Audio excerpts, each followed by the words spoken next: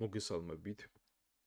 გთავაზობთ მორიგ რიგით მეორე ლექციას, ვიდეო ლექციას სისხლის სამართლის ზოგადი ნაწილიდან.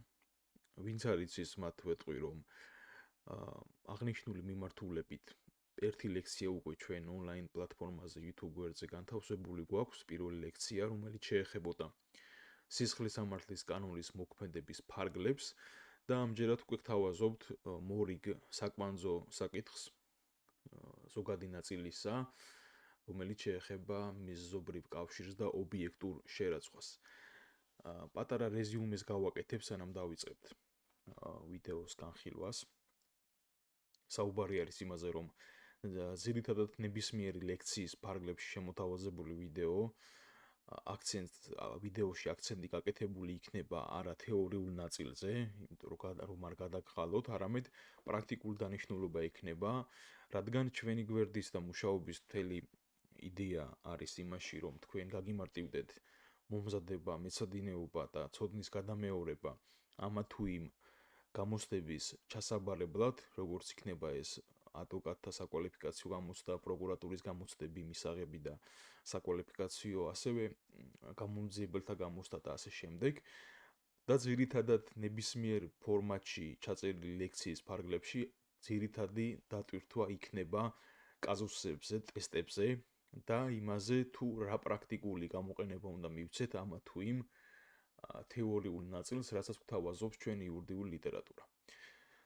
მიმდინარე ვიდეოში განხილული გვექნება ორი მნიშვნელოვანი თემა, ეს არის ორივე ქმედების შემადგენლობის, ობიექტური შემადგენლობის ძირითადი საფუძვლები, ეს არის მიზეზობრივი კავშირი და ობიექტური შერაცხვა. პირველ რიგში დავიწყოთ მიზეზობრივი კავშირზე მუშაობა, წავიკითხოთ თუ რას გვთავაზობს კოდექსი, რა ფორმულირებით არის შემოთავაზებული მიზეზობრივი კავშირის განმარტება. სისხლის სამართლის კოდექსის მერვე მუხლი არის სამნაწილიანი. პირველი ნაწილის თანახმად, თუ ამ კოდექსის შესაბამისი მუხლით დანაშაული მხოლოდ მაშინ ითვლება დამთავრებულად, როდესაც ქმედებამ მართლსაწინააღმდეგო შედეგი გამოიწვია ან ასეთი შედეგის განხორციელების კონკრეტული საფრთხე შექმნა, აუცილებელია მიზეზობრივი კავშირის დადგენა ამ ქმედებასა და შედეგს ან საფრთხეს შორის. მეორე ნაწილის მიხედვით, მიზეზობრივი კავშირი არსებობს მაშინ, როდესაც ქმედება წარმოადგენდა ამ კოდექსის შესაბამისი მუხლით გათვალისწინებული მართლსაწინააღმდეგო შედეგის ან კონკრეტული საფრთხის აუცილებელ პირობას, ურომლისოდაც ამჯერად ეს შედეგი არ განხორციელდებოდა, ან ასეთი საფრთხე არ შეიქმნებოდა. და მესამე ნაწილი უკვე უმოქმედობის მიზეზობრიობაზე არის აგებული. უმოქმედობა იმ შემთხვევაში ჩაითვლება ამ კოდექსის შესაბამისი მუხლით გათვალისწინებული მართლსაწინააღმდეგო შედეგის განხორციელების ან კონკრეტული საფრთხის შექმნის აუცილებელ პირობად, როდესაც პირს ეკისრებოდა მოქმედების სპეციალური სამართლებრივი მოვალეობა, ჰქონდა ასეთი მოქმედების შესაძლებლობა და სავალდებულო და შესაძლებელი მოქმედებით შედეგი თავიდან იქნებოდა აცილებული. აქვე გეტყვით იმას, რომ უმოქმედობის მიზეზობრიობა მიმდინარე ლექციის ფარგლებში ჩვენ განხილული არ გვექნება, რადგან არის ძალიან დიდი თემა, ძალიან რთული და კომპლექსური თემა არის ზოგადად უმოქმედობა და უმოქმედობის მიზეზობრიობა და ჩვენ შემდეგ ვიდეოში უკვე უმოქმედობის მიზეზობრიობაზე ვისაუბრებთ თავისი პრაქტიკული მაგალითებით და იმ ძირითადი სირთულეებით, რაც ბოლო წლებმა აჩვენა პრაქტიკაზე, გამოცდების პრაქტიკაზე, რაშიც უშვებენ შეცდომას სტუდენტები. ძირითადი შეცდომები არის უმოქმედობით მიზეზობრიობა ზოგადი ნაწილიდან, რადგან კიდევ ერთხელ ვიტყვი, რომ არის კომპლექსური და რთული საკითხი. ჩვენ ახლა უნდა ვისაუბროთ უკვე მიზეზობრივი კავშირის სახეებზე და გეტყვით იმას, რომ სხვადასხვა სახელმძღვანელო ლიტერატურებში ზოგადი ნაწილისა, არაერთი ლიტერატურა არის, პირობითად რომ დავაჯგუფოთ და გავაერთიანოთ, გამოყოფილი არის რამდენიმე 6-7 მიზეზობრივი კავშირის სახე, რომელიც განსაზღვრავს ამა თუ იმ კვალიფიკაციის ისტორიას. პირველი ეს არის ალტერნატიული, ეგრეთ წოდებული ორმაგი მიზეზობრიობა. მეორე არის კუმულაციური მიზეზობრიობა. მესამე ჰიპოტეტური მიზობრიობა, მეოთხე ატიპიური მიზობრიობა, მეხუთე გამსწრები მიზობრიობა, მეექვსე შეწყვეტილი მიზობრიობა და მეშვიდე ჯგუფად არის გამოყოფილი მიზობრიობაში შეცოდების მოტივით ჩარევის შემთხვევები. ეხლა გადავიდეთ უშუალოდ ალტერნატიულ ანუ ორმაგ მიზობრიობაზე, თუ რა მოიაზრება, რა პრაქტიკულ დანიშნულებას იძენს და აი ტესტურ დავალებაში როგორ შეიძლება რომ იჩინოს თავი ამან. ალტერნატიული ანუ ეგრეთ წოდებული ორმაგი მიზობრიობა მოიცავს ორ ან რამდენიმე პირობის მიზობრიობას, რომელთაგან თითოეული საკმარისია შედეგის გამოწვევისათვის. მაგალითად, G ფარჯიანმა და D თუთისანმა ისე რომ ერთმანეთის განზრახვის შესახებ არ იცოდნენ, ერთმანეთისაგან დამოუკიდებლად M გობრონიძეს წვენის ჭიქაში საწამლავი ჩაუყარეს. გობრონიძე წვენის დალევისთანავე გარდაიცვალა. ექსპერტიზით დადგინდა, რომ ცალსალკე ფარჯიანის და თუთისანის მიერ ჩაყრილი საწამლავის ოდენობები საკმარისი იყო სასიკვდილო შედეგის გამოსაწვევად. ამ შემთხვევაში ფარჯიანი და გობრონიძე დაიჯებიან განზრახ ყოლობის ჩადენისათვის. ანუ აქ დავიმახსოვროთ, რომ ალტერნატიული მიზობრიობის დროს თითოეულის მიერ ნამოქმედარი, ასე ვთქვათ, ცალკე აღებული, სავსებით საკმარისი არის, რომ ხელსაყრელი სავალალო შედეგი გამოიწვიონ, ანუ ხელყოფა გამოიწვიონ. მთავარი რა არის ახლა აქ სუბიექტურ მხარეში? მთავარი არის ის, რომ მათ ორმა ან მეტმა პირმა, რომელიც მოქმედებს, არ უნდა იცოდნენ ერთმანეთის განზრახვის შესახებ. ანუ ჯგუფურობას არ უნდა ქონდეს ადგილი, ასე რომ ვთქვათ. უნდა მოქმედებდნენ თითოეული დამოუკიდებლად. რაც შეეხება კუმულაციურ მიზობრიობას, ეს გულისხმობს ორ ან რამდენიმე პირობას შედეგის გამოწვევა მხოლოდ ერთად შეუძლიათ. მაგალითად, M ირემაძემ და D ნიკოლეიშვილმა ისე რომ ერთმანეთის განზრახვის შესახებ არ იცოდნენ, ერთმანეთისაგან დამოუკიდებლად S გუჯაბიძეს ლუდის ჭიქაში საწამლავი ჩაუყარეს. გუჯაბიძე ლუდის დალევისთანავე გარდაიცვალა. დადგინდა, რომ ცალსალკე ჩაყრილი საწამლავის ოდენობები საკმარისი არ იყო სასიკვდილო შედეგის გამოსაწვევად, თუმცა ორივე ოდენობის ერთობლივი ზემოქმედებით გარდაუვალია სასიკვდილო შედეგის გამოწვევა. მსგავს შემთხვევაში ირემაძე და ნიკოლეიშვილი დაიჯებიან განზრახ მკვლელობის მცდელობისათვის. ანუ ესე დავიმახსოვროთ, რომ თუ ორი ან რამდენიმე პირობა არის, რომელთაგან თითოეულს დამოუკიდებლად სავალალო შედეგის გამოწვევა არ შეუძლიათ, ანუ დასრულებული შედეგის გამოწვევა არ შეუძლიათ, მსგავსად ალტერნატიული მიზობრივი კავშირისა, მსგავს შემთხვევაში და თუ ერთობლიობა გვაძლევს დასრულებულ შემადგენლობას, მათი ერთობლივი მოქმედება, ორივე მათგანი, ორი იქნება თუ სამი თუ ოთხი მონაწილე დაიჯება დაუმთავრებელი დანაშაულისათვის, მოცემულ შემთხვევაში კი განზრახ მკვლელობის მცდელობისათვის. რაც შეეხება ჰიპოტეტურ მიზობრიობას, ეს არის, როდესაც ერთმა პირობამ შედეგი გამოიწვია, მაგრამ სხვა პირობაც მცირე ხნის შემდეგ სწორედ ამგვარ შედეგს გამოიწვევდა. მაგალითად, ბარში ყოფნისას G ქიტუაშვილმა საყვარელს M ჩაგუნავას ყავის ჭიქაში საწამლავი ჩაუყარა. ჩაგუნავა ყავის დალევისთანავე გარდაიცვალა, გამოძები დადგინდა, რომ ჩაგუნავას სახლთან ყოფილი მეუღლე ელოდებოდა და იგი ეჭვიანობის მოტივით სახლთან გამოჩენისთანავე ცეცხლსასროლი იარაღით უნდა მოეკლა. ამ შემთხვევაში ქიტუაშვილი დაისჯება განზრახ მკვლელობისათვის. აქ აქცენტი არის იმაზე, რომ იმ მომენტისათვის მან გამოიწვია უშუალოდ, ანუ სადავეები მიზობრივი კავშირისა ქიტუაშვილს ხელთუპყრია და სამომავლოდ რა მოხდება, ეს მის გათვლაში არ არის, ასე რომ ვთქვათ, და ის აგებს პასუხს იმ მომენტისათვის მის მიერ ჩადენილი ქმედებისათვის. შემდეგი მნიშვნელოვანი საკითხი არის ატიპიური მიზობრიობა, ეს რას გულისხმობს? შედეგი პირველ პირობასთან არის დაკავშირებული, მაგრამ ამ შედეგს მეორე ცხოვრებისეულ გამოცდილებასთან მეტად შორს მყოფი პირობა იწვევს. ანუ ცხოვრებისეულ გამოცდილებასთან მეტად შორს მყოფი არის ატიპიური პირობა.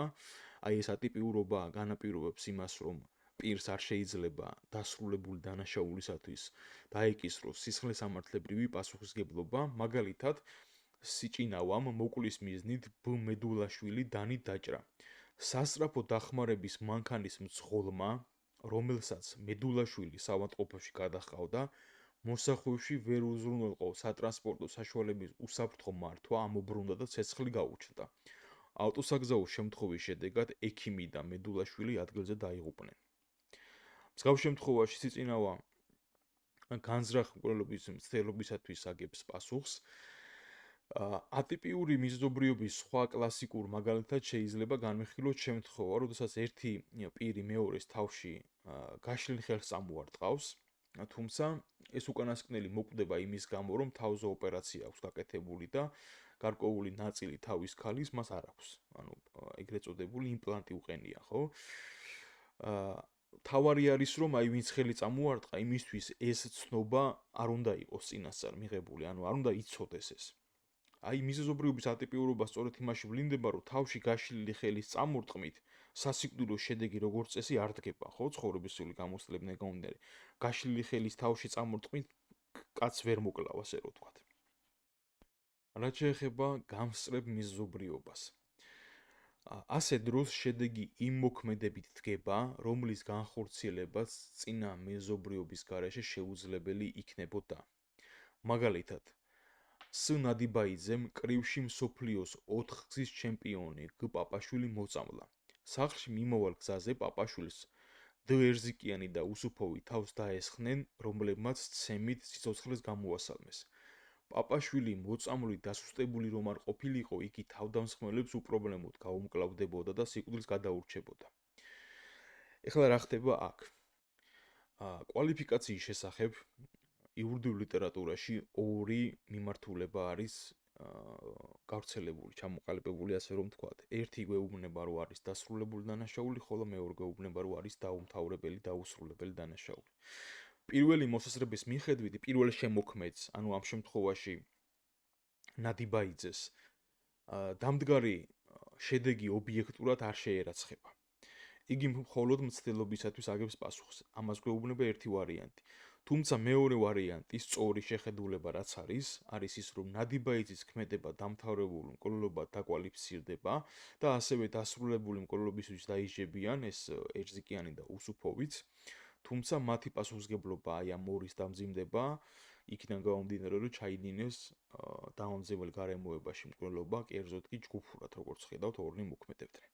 ანუ დაიმახსოვრეთ, რომ გამსწრები მიზეზობრიობის დროს სწორი შეხედულება არის, რომ პირი დაისაჯოს დასრულებული დანაშაულისათვის და არა დაუმთავრებელი დანაშაულის ამ შემთხვევაში მცდელობისათვის. რაც შეეხება შეწყვეტილ მიზეზობრიობას, ეს არის სიტუაცია, როდესაც პირველ მიზეზობრიობას, რომელსაც შედეგი შეიძლება გამოეწვია, ახალი მიზეზობრიობა ანაცვლებს, რომელიც შედეგს პირველისგან დამოუკიდებლად იწვევს. მაგალითად, რ. ტორუამ გ. შავაძე მოკვლის მიზნით მოწამლა. საავადმყოფოში წასვლამდე შავაძეს დენმა დაარტყა და გარდაიცვალა. ტორუას მოქმედებას შედეგის დადგომისთვის ხელი არ შეუწყია. ანუ კაზუსი გვეუბნება, რომ ის რომ დანით დაჭრა, ამის გამო კი არ დაარტყა დენმა, ან გადაყირავდა, ან მიეჯახა ანას შემდეგ. ეს მოცემულობა არ გვაქვს. პირიქით გვეუბნება, რომ ამის დანის დარტყმის კვეთა, ან კავშირი დენის დარტყმასთან არ არსებობს. ასეთ შემთხვევაში დაუმთავრებელი დანაშაულთან გვაქვს საქმე და ტორუა დაიჭება განზრახ მკვლელობის მცდელობისათვის. ანუ ესე რომ დავიმახსოვროთ, შეწყვეტილი მეზობრიობის დროს პირი დაიჭება დაუმთავრებელი დანაშაულისათვის. და როგორც აღვნიშნეთ, ერთ-ერთი საინტერესო მოცემულობა არის მეზობრივი კავშირისა, როდესაც უკვე შექმნილ მეზობრიობაში პირი ჩაერევა შეცოდების გამო. ნახეთ, პირობას თავისთავად შედეგი უნდა მოჰყვეს, მაგრამ ახალი ქმედება, ახალი პირობა შეცოდების მოტივით ჩარევის გამო შედეგს სხვა სახეს აძლევს, სხვა ფორმაში ვლინდება. მაგალითად, ფანჩულიძემ, ტ. ბერიძემ მკვლელობის მიზნით იარაღით მძიმედ დაჭრა. შვილმა ს. ლაზარიაშვილმა სიკვდილის პირას მყოფი ბერიძე სანადირო თოფით მოკლა, რადგან ჩათვალა, რომ დედა მაინც მოკვდებოდა და ჩარევით ტანჯვის სიკვდილისგან იხსნა. მსგავს შემთხვევაში დაისჯება, რა თქმა უნდა, განზრახი მკვლელობისათვის, რადგან როგორც ზემოთ აღვნიშნეთ, მას მიზობრივი კავშირის სადავეები ხელთ უპყრია, ის არის ბატონ-პატრონი თავის ქმედებისა, მისი ქმედება უშუალოდ იწვევს შედეგს, ამიტომ მაინც მოკვდებოდა შორისმდგომი პირობა არის და მან პასუხი უნდა აგოს მის მიერ გამოვლენილი ქმედების გამო. რაც შეეხება შეცოდების გამო უკვე შექმნილ მიზობრიობაში ჩარევის საკითხს, ეს განსხვავდება შეწყვეტილი მიზობრიობისგან, რაც ზემოთ ვისაუბრეთ. ნახეთ, ძირითადი განმასხვავებელი პირობა, ფაქტორი სუბიექტურ მხარეში არის, სუბიექტურ დამოკიდებულებაში არის. როგორც აღინიშნა, შეწყვეტილი მიზობრიობის დროს პირი ნებაყოფლობით და მართლსაწინააღმდეგო შედეგის დადგომის სურვილით იწვევს შედეგს. ანუ სურს ეს შედეგი განზრახვა ამოძრავებს, ხოლო ჩარევა უკვე შექმნილ მიზობრიობაში კი მხოლოდ სხვის მიერ განხორციელებული მართლსაწინააღმდეგო ქმედების გამო მსხვერპლის ტანჯვისგან გათავისუფლების მიზნით ხორციელდება. ცოდნის მომენტი არის თავისთავად, მან იცის, რომ მისი ქმედება სასიკვდილო შედეგს იწვევს, მაგრამ სურვილი არის არა მოკვლის სურვილი ამ შემთხვევაში, არამედ ტანჯვისგან გათავისუფლების სურვილი, რადგან სასიკვდილო შედეგი ტანჯვით ამ შემთხვევაში მაინც გარდაუვლად დადგება. მიზობრივ კავშირთან მიმართებით ეს ძირითადი ასპექტები იყო, რაც მსურდა რომ თქვენთვის შევმეთავაზებინა. ვიდეოს ბოლოსკენ ჩვენ გვექნება ტესტურ დავალებები, ასევე გვექნება საკონტროლო კითხვები, სადაც ჩვენ მიერ ნასაუბრებს გადავიმეორებთ, ნახავთ ტესტებში უფრო პრაქტიკული მნიშვნელობა აქვს. ახლა კი მინდა შემოგთავაზოთ მიმდინარე ვიდეო ლექციის მეორე საკმაოდ საინტერესო და პრაქტიკული დანიშნულების მქონე თემა, ეს არის ობიექტური შერაცხვა. ზოგადად ვთქვათ, რომ მიზობრივი კავშირი და ობიექტური შერაცხვა ქმედების შემადგენლობის ძირითადი ნიშნებია. აქვე გეტყვით იმას, რომ მიზობრივი კავშირი წარმოადგენს ქმედების ობიექტური შემადგენლობის დაწერილ ნიშანს, ხოლო ობიექტური შერაცხვა დაუწერელ ნიშანს. ეს რას ნიშნავს ახლა? როდესაც ჩვენ კაზუსს ხსნით, ტესტურ დავალებას ვასაბუთებთ და ასე შემდეგ, როდესაც იურიდიულ დასაბუთებაზე გვაქვს საკითხი. ხედავთ, რომ სისხლისამართლის კოდექსის მერვე მუხლში მიზობრივი კავშირი გვაქვს შემოთავაზებული. გვიწერია რა არის მიზობრივი კავშირი, მაგრამ ობიექტური შერაცხვის განმარტება არ გვაქვს. ამიტომ ორივე არის ქმედების ობიექტური შემადგენლობის ნიშნები, მაგრამ ვინაიდან მერვე მუხლი გვეუბნება რა არის მეზობრივი კავშირი, დაწერილი გვაქვს კოდექსში, აქედან გამომდინარე მეზობრივ კავშირს ეძახიან ქმედების ობიექტური შემადგენლობის დაწერილ ნიშანს, ხოლო ობიექტური შერაცხვა ვინაიდან კოდექსში მოცემული არ გვაქვს, ეძახიან დაუწერელ ნიშანს. ნახეთ, ქმედებით გამოწვეული შედეგი პირს ობიექტურად მაშინ შეერაცხება, როდესაც მან შექმნა სამართლებრივად მნიშვნელოვანი რელევანტური დასაძრახის საფრთხე, ანუ რისკი, რომელიც კონკრეტულ შედეგში რეალისტა, ანუ განხორციელდა. ეხლა უნდა ვისაუბროთ შემთხვევათა ჯგუფებზე, როდესაც პირს ქმედებით გამოწვეული შედეგი ობიექტურად არ შეერაცხება. ობიექტურად არ შეერაცხება, თუ სასურველი შედეგი დასაშვები სოციალურად ადეკვატური რისკით დადგა. თუ სამართლებრივი სიკეთე დააზიანა, თუმცა უფრო მძიმე დაზიანების რისკი აიცილა თავიდან. ასევე არ შეერაცხება, თუ შედეგი მიზობრიობის ატიპიური განვითარების შედეგი არის. თუ დაფუძნებულ მიზობრიობაში თავად მსხვერპლია ჩართული. თუ მსხვერპლმა შეგნებულად მიიყენა თვითდაზიანება. თუ ქმედებამ სამართლებრივად მნიშვნელოვანი საფრთხე კი შექმნა, მაგრამ მესამე პირის შეგნებული ქმედებითაა გამოწვეული შედეგი. თუ ჩადენილი ქმედებით მართალია ვალდებულებას არღვევს, მაგრამ დამდგარი შედეგის თავიდან აცილება ამ დარღვეული ნორმის დაცვის მიზანი არაა. და ასევე თუ ვალდებულება დარღვეულია, მაგრამ შედეგი ვალდებულების დარღვევის გარეშეც გარდაუვლად დადგებოდა. ეხლა მივყვეთ კაზუისტურად ტესტებით, რას გულისხმობს თითოეული პირობა, თითოეული პუნქტი, ასე რომ ვთქვათ, რაც წავიკითხეთ. ნახეთ, სასურველი შედეგი დასაშვებად სოციალურად ადეკვატური რისკით თუ დადგა, თქვით, რომ პირს დამდგარი შედეგი ობიექტურად არ შეერაცხება. მაგალითად, იქ ქადაგიშვილმა ცოლს მანქანა უყიდა იმ იმედით, რომ ერთ დღესაც ავტოსაგზაო შემთხვევის შედეგად მოკვდებოდა. მართლაც რამდენიმე თვის შემდეგ ცოლი მანქანით ადიდებულ მდინარეში ჩავარდა და დაიხრჩო. ქადაგიშვილი პასუხს არ აგებს დამდგარი შედეგის გამოწვევისათვის, მისი მოქმედება ავტომანქანის ყიდვა და ცოლისთვის ჩუქება სოციალურად ადეკვატური თანაცხოვრების ჩვეული მოვლენა არის. აი ხედავთ ხო?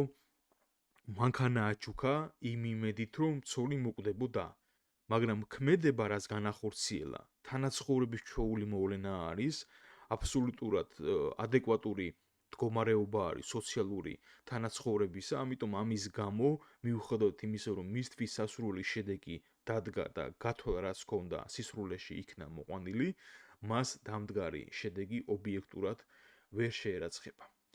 ეხლა რაც შეეხება მეორე პირობას, ნახეთ, თუ სამართლებრივი სიკეთე პირმა დააზიანა, თუმცა უფრო მძიმე დაზიანების რისკი აიცილა თავიდან. მაგალითად, გ ფარჯიკიანი შეესწრო მეზობლად მცხოვრები ბ ჭირაქაძისა და დ ჭონქაძის ჩხუბს. რა დროსაც ჭირაქაძემ სამზარეულოს დანა აიღო და ჭონქაძის მოსაკლავად გაემართა. ამ დროს ფარჯიკიანმა ჭირაქაძეს ხელი ჰკრა და მეორე სართულის კიბეებზე დააგორა. ჭირაქაძემ ფეხი მოიტეხა და ჯანმრთელობა მძიმედ დაიზიანა. ამასთან დაკავშირებით განვითარებული არის იურიდიულ ლიტერატურაში რისკის შემცირების თეორია და სწორედ აღნიშნული თეორია უნდა გამოვიყენოთ ჩვენ იმის დასაბუთებისათვის, თუ რატომ არ შეერაცხება მსგავს შემთხვევაში დამდგარი შედეგი პირს ობიექტურად. თეორიის მიხედვით, ფარჯიკიანს დამდგარი შედეგი ჯანმრთელობის დაზიანება ობიექტურად არ შეერაცხება, რადგან მან უფრო მძიმე დაზიანების რისკი აიცილა. ნახეთ, კაზუსი გვეუბნება, რომ მოსაკლავად გაემართა, ანუ სიცოცხლის მოსპობაზე არის საუბარი, მკვლელობაზე არის საუბარი, ანუ იერარქიულად რო ავიღოთ, სიცოცხლის უფლება არის უპირველესი იერარქიულ საფეხურზე მდგომი და მის ქვემოთ არის ჯანმრთელობის დაზიანება ხარისხობრივობის გათვალისწინებით. ამიტომ იმის გამო, რომ პირველ ადგილზე მყოფი სამართლებრივი სიკეთე გადაერჩინა, ქვედა რგოლზე დამდგარი სამართლებრივი სიკეთე ხელყო. ამიტომ მან ის დამდგარი რისკი იმისა, რომ სიცოცხლის მოსპობა მომხდარიყო, შეამცირა, ხო, მისი ქმედებით, ხელის კვრით და ჯანმრთელობის დაზიანებით. ხელი რომ კრა და დააზიანა, ხომ ხედავთ, კაზუსში აღარ არის მსვლელობა და გაგრძელება, რომ სავალალო შედეგი აღარ დადგა, ანუ ვეღარ მოკლა ამ ადამიანმა. ანუ იმ მომენტისათვის რისკი შეამცირა. აი სწორედ ამ დასაბუთებით მას დამდგარი შედეგი ობიექტურად არ შეერაცხება. ეხლა რაც შეეხება ისეთ პირობებს, როგორიც არის თუ შედეგი მიზობრიობის ატიპიური განვითარების შედეგია. მაგალითად, ადამაძემ მოკვლის მიზნით ცესასრული იარაღიდან გასროლით დაჭრა დ კიკალიშვილი, რომელიც სასწრაფო დახმარების მანქანით ავტოსაგზაო შემთხვევაში მოხვედრის შედეგად გარდაიცვალა, რომელიც საავადმყოფოს მიმავალ გზაზე მოხდა. ზემოდაც აღნიშნეთ ატიპიური მიზობრიობაზე იყო საუბარი და ეს ობიექტურ შერაცხვას გამორიცხავს. მოცემულ შემთხვევაში განხორციელდა არა ადამაზის ქმედებით, ანუ დაჭრით შექმნილი სიკვდილის საფრთხე, არამედ ზოგადი ცხოვრებისეული ავარიით გარდაცვალების საფრთხე. ადამაძე პასუხს აგებს მხოლოდ კიკალიშვილის განზრახ მკვლელობის მცდელობის ბრალდებით და არა დასრულებული შედეგისათვის. ესეთი დასაბუთება არის კიდევ დამატებით რო ვთქვათ, რომ დანის დაჭრით შექმნილი საფრთხე ავტოსაგზაო შემთხვევაში გარდაცვალების ლოგიკური ფინალი არ არის. ანუ ადამიანს თუ დანით დავჭრი, მოსალოდნელი არის, რომ გარდაიცვალოს დანის დაჭრით მიყენებული დაზიანებით. სიცოცხლისგან დაიცალოს, დაუზიანდეს სასიცოცხლო ორგანო და ასე შემდეგ, მაგრამ ის რომ ავტოსაგზაო შემთხვევაში გარდაიცვალოს, ეს არის ჩვეულებრივი ტიპიური მოვლენა. მაგრამ ნახეთ, მიზობრივი კავშირი არსებობს. არსებობს რატომ? მას რომ დანით არ დაეჭრა, კონკრეტულ მოცემულ შემთხვევაში სასწრაფო სამედიცინო დახმარების გამოძახება საჭირო არ იქნებოდა და კონკრეტულ ვითარებაში ავტოსაგზაო შემთხვევაც არ მოხდებოდა. ანუ მიზობრივი კავშირი მის მიერ განხორციულ ქმედებასა და დანის დაჭრასა და მომხდარ ავტოსაგზაო შემთხვევას შორის არსებობს პირობა, შედეგი არის ამათ შორის კავშირი, მაგრამ ობიექტურად ვერ შეერაცხება, რადგან მიზობრიობა განვითარდა ატიპიურად. ასევე გქონდა ჩვენ ერთ-ერთი პირობა, როდესაც დაფუძნებულ მიზობრიობაში თავად ჩართული არის მსხვერპლი. მაგალითად, მიქაბერიძემ გ ნატროშვილისაგან სპირტიანი სასმელი შეიძინა და დიდი რაოდენობით მიიღო, რის შედეგადაც ალკოჰოლური ინტოქსიკაციით გარდაიცვალა. ნატროშვილის სასიკვდილო შედეგი ობიექტურად ვერ შეერაცხება, რადგან მართალია იგი მიზობრივად არის დაკავშირებული ნატროშვილის გარდაცვალებასთან, უпростоრედ მიქაბერიძის გარდაცვალებასთან, თუმცა მიქაბერიძემ საკუთარი თავი ნებელობითი ქმედებით დაიზიანა. ამიტომ მსგავს შემთხვევაშიც ვიტყვით, რომ მას დამდგარი შედეგი ობიექტურად არ შეერაცხება, მიუხედავად იმისა, რომ მიზობრივი კავშირი არსებობს. ანუ აქაც მსგავსად წინა შემთხვევისა, ავტოსაგზაო შემთხვევისა, ვხედავთ, რომ კონკრეტული პირობაა შექმნილი მიზობრივი კავშირი არის მათ შორის დამყარებული, რომ არ შეეძინა მაგალითად ამ პირს ნატროშვილისაგან სპირტიანი სასმელი, მოცემულ შემთხვევაში, კონკრეტულ შემთხვევაში ამას არ დალებდა, არც ინტოქსიკაცია მოყვებოდა ამას და არც გარდაიცვლებოდა. კონკრეტულ შემთხვევაში, ახლა მეორე დღეს რას იზავდა ეს თუ პირობითად გალოთებული იყო და მაინც სასმელს იშოვიდა, სხვა ამბავი არის, ხვისგან იშოვიდა მაგ შემთხვევაში, ხო? აქ საუბარია ნატროშვილის კავშირზე, დამდგარ შედეგთან, მიზობრივ კავშირზე. ანუ მსგავს შემთხვევა თუ მოვიდა მეგობრებო გამოსტაზე, ნებისმიერ გამოსტაზე და გეკითხებიან არსებობს თუ არა მიზობრივი კავშირი, აუცილებლად თქვით რომ არსებობს, მაგრამ ობიექტურად ვერ შეერაცხება, ანუ არ დაისჯება ამისთვის. მაგრამ მიზობრივი კავშირი არის. ადვოკატთა გამოსტებზე არის ხოლმე მსგავსი ტიპის კითხვები და კითხვა არის დასმული, არსებობს თუ არა მათ შორის მიზობრივი კავშირი, პირობასა და შედეგს შორის. ქმედებასა და დასრულებულ ხელყოფას შორის. მსგავს შემთხვევებში ხშირად უშვებენ ხოლმე სტუდენტები შეცდომებს, რატო? იმიტომ რომ სწორი პასუხი იციან. სწორი პასუხი არის რომ არ დაისჯება, ამიტომ იქვე სწრაფად ეძებენ ვარიანტებში, რომ სად არის რომ ისეთი ვარიანტი, სადაც წერია რომ არ დაისჯება. არა და კითხვა სხვა რამეში არის. კითხვა არის მიზობრივი კავშირი გვაქვს თუ არა. ამიტომ კარგად დააკვირდეთ ხოლმე ფაბულას, შემდეგ კითხვა წაიკითხეთ რამდენჯერმე, რას გეკითხებათ, რომ თავიდან აიცილოთ მექანიკური შეცდომები. საუბარი არის იმაზე, რომ პასუხი იცით, მაგრამ ხაზავთ არასწორს, იმიტომ რომ კითხვას არ უკვირდებით რა არის დასმული, რას გეკითხებათ გამომცდელი. შემდეგი მდგომარეობა, პირობა, როდესაც პირს დამდგარი შედეგი ობიექტურად ვერ შეერაცხება, არის მოცემულობა, როდესაც მსხვერპლმა შეგნებულად მიიყენა თვითდაზიანება.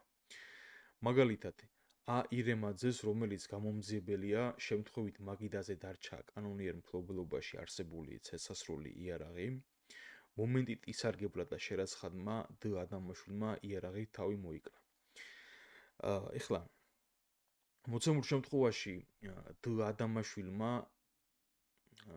შეგნებული თვითდაზიანება მიიყენა, რის გამოც სიცოცხლის ხელმყოფი დანაშაულისათვის ირემაძის დასჯა არის გამორიცხული. რადიკალურად შეიცვლება ვითარება, თუ ადამაშვილი შეურაცხადი იქნებოდა, ასე დროს ირემაძე პასუხს აგებდა გაუფრთხილებლობით სიცოცხლის მოსპობისათვის. ეს შეხედულება იმ არგუმენტით მყარდება, რომ მკვლელობაში აქტიური დახმარება დასჯადი არ არის, ხო? თანამონაწილეობას აქვს აქსესორული ბუნება, რაც გულისხმობს იმას, რომ შეუძლებელია იმაში თანამონაწილეობისათვის პირის დასჯა, რომლის ამსრულებლის ქმედებას დანაშაულს არ წარმოადგენს.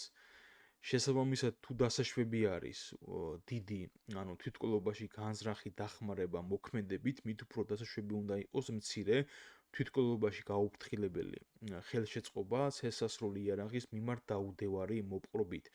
ამიტომ მსგავსი кейსი თუ მოგივათ, არ თქვათ რომ საერთოდ არ დაისჯება გამომძიებელი ამ შემთხვევაში ირემაძე, მნიშვნელობა რა ქვინ იქნება, პირი არ დაისჯება. ამიტომ სპეციალური ნორმა არსებობს ამისა, ეს არის 238 მუხლი ცეცხლსასროლი იარაღის დაუდევრად შენახვა. შემდეგი პირობა არის, თუ ქმედებამ სამართლებრივად მნიშვნელოვანი საფრთხე კი შექმნა, მაგრამ შედეგი მესამე პირის შეგნებული ქმედებითაა გამოწვეული, პირს ასევე დამდგარი შედეგი ობიექტურად არ შეერაცხება. დ ნატროშვილმა მოკლის მიზნით გ ესართია სანადირო თოფით გულმკერდში დაჭრა, რომელიც საავადმყოფოში მოათავსეს. გ ესართიას მოკლა ექიმსაც განზრახული ჰქონდა, ისარგებლა მომენტით და ესართიას სიცოცხლის შესანარჩუნებელი პროცედურების ჩატარებისაგან შეგნებულად თავი შეიკავა, რის გამოც პაციენტი გარდაიცვალა. მსგავს შემთხვევაში ნატროშვილი პასუხს დამთავრებული დანაშაულისათვის არ აგებს, მართალია ესართიას სიკვდილის რისკი შეუქმნა ესართიას სიკვდილს, თუმცა შედეგი მესამე პირის ექიმის შეგნებული უმოქმედობით არის გამოწვეული. შემდეგი პირობა არის, როდესაც პირს დამდგარი შედეგი ობიექტურად არ შეერაცხება, როდესაც ჩადენილი ქმედებით მართალია პირი ვალდებულებას არ ღვევს, მაგრამ დამდგარი შედეგის თავიდან აცილება ამ დარღვეული ნორმის დაცვის მიზანი არაა. კარგად დააკვირდით ახლა ამ მოცემულობას. ხშირად არის ხოლმე ტესტები აღნიშნულ ობიექტურ შერაცხვაზე. ორი ველოსიპედისტი ღამით ერთმანეთის მიყოლებით განათების გარეშე მოძრაობს. წინ მიმავალს უშუქობის გამო მძღოლი ვერ შეამჩნევს და შეეჯახება. მეორე ველოსიპედისტს შუქი რომ ჰქონოდა ჩართული, იგი წინ მიმავალ ველოსიპედის გზას გაუნათებდა, მძღოლი მას შეამჩნევდა და შესაბამისად უბედური შემთხვევაც აღარ მოხდებოდა. ეხლა მიზობრივი კავშირი უკან მიმავალ ველოსიპედისტის უშუქობასა და წინ მიმავალი ველოსიპედის სიკვდილის შორის არსებობს, ხო, ცხადია. მას რომ შუქი ჩართული ჰქონოდა, მძღოლი დაინახავდა და წინა ველოსიპედისტი არ გარდაიცვლებოდა, მაგრამ მას დამდგარი შედეგი ობიექტურად არ შეერაცხება, რადგან კავშირი მის მიერ დარღვეულ ნორმასა და დამდგარ შედეგს შორის არ არის. ანუ ნახეთ, მე თუ ვარღვევ ნორმას უკან მიმავალი ველოსიპედისტი, ანუ არ მაქვს ჩართული ღამის შუქი განათება, ასე რომ ვთქვათ, მე ვარღვევ სპეციალურ ნორმას, მაგალითად, როგორიც არის საგზაო მოძრაობის სახით საქართველოს კანონით დადგენილი მოთხოვნები. ადმინისტრაციულ სამართალთა კოდექსის შესაბამისი მუხლით დამეკისრება ადმინისტრაციული სახდელი ასეთი გადაადგილებისათვის, ხო, საგზაო მოძრაობის წესების დარღვევისათვის, მაგრამ მე ეს ნორმა დავარღვიე. მე ეს ნორმა რო დავარღვიე, სიკვდილის გამოწვევასთან არაფერ შუაში არ არის. ამიტომ დამდგარ შედეგს შორის და ჩემს მიერ დარღვეულ ნორმას შორის ვინაიდან კავშირი არ არის, ამ შემთხვევაში უკან მიმავალ ველოსიპედისტს არ დაეკისრება პასუხისმგებლობა სისხლის სამართლებრივად, რადგან მას დამდგარი შედეგი ობიექტურად ვერ შეერაცხება. ასევე გვაქვს ბოლო პირობა, ასე რომ ვთქვათ, გამოყოფილი, რა შემთხვევაშიც პირს ასევე არ დაეკისრება სისხლის სამართლებრივი პასუხისმგებლობა ობიექტური შერაცხვის არარსებობის გამო, ეს არის მართალია ვალდებულება არის დარღვეული, მაგრამ შედეგი ვალდებულების დარღვევის გარეშეც გარდაულად დადგებოდა. მსგავსი ტიპის კაზუსებიც არის ხოლმე ხშირად და ამასაც კარგად დააკვირდით. მაგალითად, ნასვამმა გ თეთრუაშვილმა დაშვებულზე მეტი სიჩქარით მოძრაობის გამო ვერ უზრუნველყო ავტომანქანის უსაფრთხო მართვა და ქვეითად მოსიარულე შეჯახების შედეგად ადგილზე მოკლა. ექსპერტიზის დასკვნით დადგინდა, რომ მძღოლი თვრალი იყო და თვრალი რომ არ ყოფილიყო და სიჩქარით არ გადაეჭარბებინა, ავარია მაინც მოხდებოდა. მსგავს შემთხვევაშიც თეთრუაშვილის შედეგი ობიექტურად ვერ შეერაცხება, რადგან მართალია მან წინდახედლობის ნორმა დაარღვია, თუმცა წინდახედლობის ნორმის დაცვის შემთხვევაში შედეგის გამოწვევა გარდაუვალი იყო. ეხლა ამას რამდენად პრაქტიკული დანიშნულება აქვს დღევანდელ რეალობაში, საგამოძიებო და სასამართლო პრაქტიკაში, ეს მეორე საკითხი არის. ჩვენ მეცადინეობთ გამოცდებისათვის. გამოცდები აგებული არის თეორიულ თეზისებზე, მუხლებზე, რაც გვაქვს ჩვენ იურიდიულ ლიტერატურაში, რაც ვისწავლეთ უნივერსიტეტის დროს. ეხლა წარმოუდგენელი ამბავია, ხო, როდესაც სიჩქარეს აჭარბებს ცხოველი ნასვამ მდგომარეობაში არის, გამოიწვევს შეჯახებას და ადგილზე მოკლავს, ქვeit იქ ექსპერტიზას იმის დადგენა, გარდაუვლად დადგებოდა თუ არა ეს შედეგი, ძალიან გაუჭირდება. აი ძალიან რთული არის ამის დადგენა შესაბამისი ექსპერტიზებით, ამიტომ პრაქტიკულ რეალობაში ამას პასუხისმგებლობა დაეკისრება ტრანსპორტის მოძრაობის წესების დარღვევის უსაფრთხო მოძრაობის წესების დარღვევისათვის, რამაც ადამიანის გარდაცვალება გამოიწვია 276 მუხლით. მაგრამ შეიძლება იყოს თეორიულად იმ 1%-იან ალბათობაში, რომ თვითონ ჩაუვარდეს მაგალითად საბურავებში. ადრე იყო წლების წინ შემთხვევა, თუ არ ვსდები, თბილისში ვეფხვი და მოყრომის ძეგლი რომ არის მის მიმდებარედ, სანაპიროზე, მტკვრის სანაპიროზე მიდიოდა ავტომობილი, გადაჭარბებული სიჩქარით, მაგრამ არ იყო ნასვამ მდგომარეობაში და მეთევზე იდგა მტკვრის ჯებირის კიდესთან, ნასვამ მდგომარეობაში იყო და გადმოყირავდა, ანუ გადმოვარდა.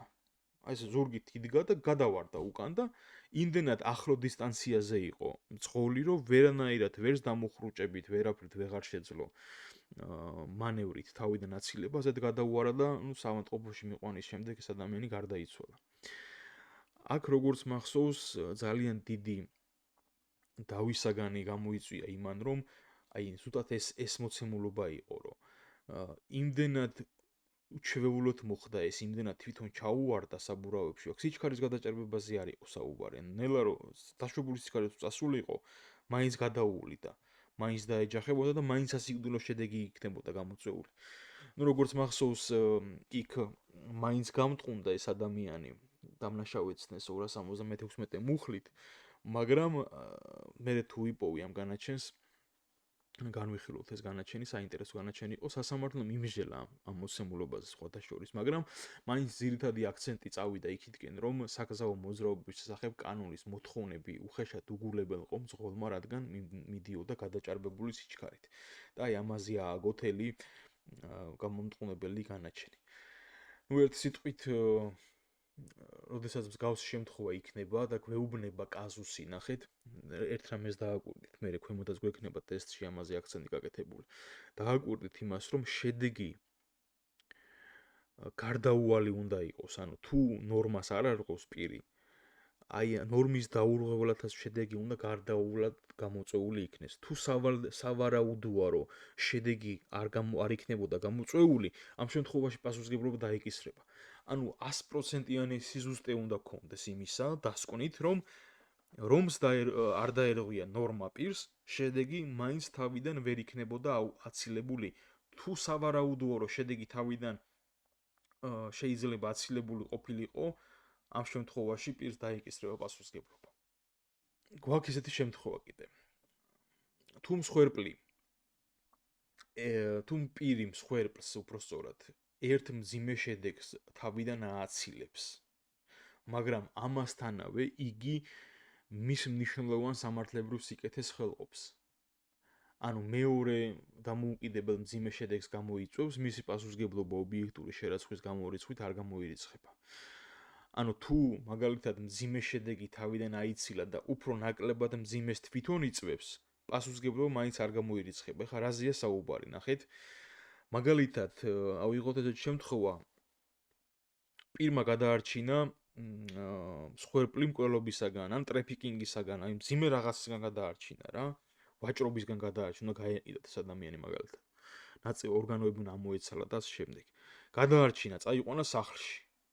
და მასთან დაამყარა იძულებითი სქესობრივი კავშირი. ან მაგალითად გაქურდა თუნდაც უფრო ქვემოთ ჩამოვიდეთ, უფრო ნაკლებად სამართლებრივ სიკეთის ხელყოფაზე, საკუთრების უფლების დარღვევაზე, ხო? მიუხედავად იმისა, რომ მან სიცოცხლის რისკი შეამცირა, მინიმუმამდე დაიყვანა, მან თავისი ქმედებით ახალი სამართლებრივი საფრთხე შექმნა. ანუ საერთოდ არაფერ კავშირში არ არის ის, რომ სიცოცხლის გადაარჩინა ის მოცემულობა, რომ აუპატიურებს ან ქურდავს. ამიტომ მსგავს შემთხვევაში დამოუკიდებლად, განყენებულად დამდგარი შედეგისათვის ამ შემთხვევაში როგორც თქვით, ან სქესობრივი დანაშაულისათვის 137 მუხლი იქნება მაგალითად გაუპატიურება თუ 177 მუხლი ქურდობა, ამისათვის პირი აგებს პასუხს. და ბოლოს თეორიულ ნაწილზე საუბრისას, სანამ საკონტროლო კითხვებზე გადავალთ და ჩვენ გავლილ აი ამ ცოდნას კითხვა-პასუხის რეჟიმში გადავიმეორებთ, ვთქვათ ისიც, რომ ობიექტური შერაცხვა არ გამოირიცხება საფრთხის კვანტიტატიური შემცირების დროს. კვანტიტატიური შემცირება რა არის? ეხლა ამას მე შემდგომ ვიდეოებში ბრალს როცა ავხსნით და ვისაუბრებთ, იქ უფრო დეტალებში ჩავშლით, მაგრამ გახსენებისთვის გეტყვით, რომ ესე იგი, შემთხვევებში, როდესაც მრავალი ადამიანის სიცოცხლის გადარჩენა ხდება მცირე ან თუნდაც ერთი ადამიანის სიცოცხლის ხარჯზე. აი მაგალითად არის ხოლმე, რომ ყოლეთ რკინის ლიანდაგების შემთხვევა არის ხოლმე, განხილულია ხოლმე უნივერსიტეტებშიც, როდესაც ხედავს, რომ ორი მატარებელი ერთმანეთს ეჯახება, ხო? და მეისრე გადაწევს ამ შესაბამის მოწყობილობას და მატარებელს ისრებ შეუცვლის, მაგრამ რომელ რელსებზეც გადაიყვანს, იქ ხედავს, რომ ადამიანი დგას. ანუ საკითხი არის ისე, რომ ამ ერთი ადამიანის სიცოცხლის გაწირვის ხარჯზე, აი ის ვინც რელსებზე დგას ქვემოთ და რაღაც საკეთებს თუნდაც, ხო? გადარჩენა ხდება იმ ვაგონებში მყოფი ათეულობით ან ასეულობით ადამიანის. ანუ თუ არ გადაწევს მისარს, მეისრე, მაშინ ეს ორი მატარებელი ერთმანეთს შეეჯახება და კაცმა არის ის რამხელა უბედურება დატრიალდება, ხო? მაგრამ თუ გადაწევს, დადასტურებული არის, რომ ის ერთი ადამიანი მოკვდება, მაგრამ გადარჩება 1000 ადამიანი. ეს საკამათო საკითხი არის ძალიან. ეს არის კვანტიტატიური შემცირების, საფრთხის შემცირების შემთხვევები, რომელზეც ობიექტური შერაცხვა თავისთავად არ გამოგვერიცხება, ობიექტურად შეერაცხება ამ შემთხვევაში მეისრეს დამდგარი შედეგი იმ ერთი ადამიანის გარდაცვალება მას, მაგრამ საკითხი დგება ბრალის ეტაპზე. ბრალს ხომ არ გამორიცხავს, ხომ არ არის ზეკანონური გარემოება, ბრალეს გამომრიცხავი გარემოებაო. ამაზე ურდულ ლიტერატურაში ერთიანი აზრი არ არსებობს. და ორივე მოსაზრებას ჩვენ როდესაც ბრალს ავხსნით, იქ განვიხილავთ უკვე კაზუისტურად. მაგრამ აქ გეტყვით ამ ჩვენ ასპექტში რატომ მოვიყვანე ეს მაგალითი, რომ ამ შემთხვევაში ობიექტური შერაცხვა არ გამოირიცხება. თუ კაზუსი მოგივათ აი მსგავს შემთხვევაში, მეისრის შემთხვევაში და კითხვა არის დასმული, რომ არსებობს თუ არა მიზობრივი კავშირი, ან შეერაცხება თუ არა მეისრეს დამდგარი შედეგი ობიექტურად, აუცილებლად დაწერეთ, რომ შეერაცხება შედეგი ობიექტურად და თავისთავად არსებობს მიზობრივი კავშირიც. აი ამ ნაწილში იყო ამაზე მსურდა რომ ამ ნაწილში მესაუბრა მეისრის მაგალითებზეც. ეხლა კი გადავიდეთ საკონტროლო კითხვებზე, რაზეც ვისაუბრეთ ვიდეო ნაწილის პირველ ეპიზოდში, ასე ვთქვათ, იმ ცოდნის გადამეორებას შევეცდებით საკონტროლო კითხვებით. პირველი კითხვა არის შემდეგი: რა იგულისხმება ალტერნატიული მიზობრიობის ცნების ქვეშ? ალტერნატიული ან ორმაგი მიზობრიობა მოიცავს ორ ან რამდენიმე პირობის მიზობრიობას, რომელთაგან თითოეული საკმარისია შედეგის გამოწვევისათვის. როდის არის სახელზე კუმულაციური მიზობრიობა? კუმულაციური მიზობრიობა სახეზეა მაშინ, როდესაც ორ ან რამდენიმე პირობას შედეგის გამოწვევა მხოლოდ ერთად შეუძლია. რისთვის აგებენ პასუხს ამსრულებლები ორმაგი მიზობრიობის შემთხვევაში? ორივე ამსრულებელი პასუხს აგებს დამთავრებული დანაშაულისათვის ინდივიდუალურად და არა ჯგუფურად. როგორ გადაწყდება სისხლისამართლებრივი პასუხისმგებლობის საკითხი კუმულაციური მიზობრიობის დროს? ასეთ დროს ორი ან მეტი ამსრულებელი პასუხს აგებს დაუმთავრებელი დანაშაულისათვის მიუხედავად იმისა, რომ შედეგი დასრულებულია. გამოირიცხება თუ არა კუმულაციური მიზობრიობა იმ შემთხვევაში, თუ ამსრულებელს წინასწარ ეწოდინებათ ერთმანეთის განზრახვის შესახებ. დიახ, რადგან კუმულაციური მიზობრიობის დროს მთავარია ამსრულებლებმა წინასწარ არ იცოდნენ ერთმანეთის განზრახვის შესახებ. ასეთის არსებობისას სახელზე იქნება ჯგუფური დანაშაული და ამსრულებლები პასუხს აგებენ დამთავრებული დანაშაულისათვის. დაისჯება თუ არა პირი დასრულებული დანაშაულისათვის ატიპიური მიზეზობრიობის დროს. ატიპიური მიზეზობრიობის დროს შედეგი პირველ პირობასთან არის დაკავშირებული, მაგრამ ამ შედეგს მეორე ცხოვრებისეულ გამოცდილებასთან მეტად შორს მყოფი ატიპიური პირობა იწვევს. ასე დროს ამსრულებელი არ დაისჯება დასრულებული დანაშაულისათვის და იგი პასუხს მცდელობისათვის აგებს.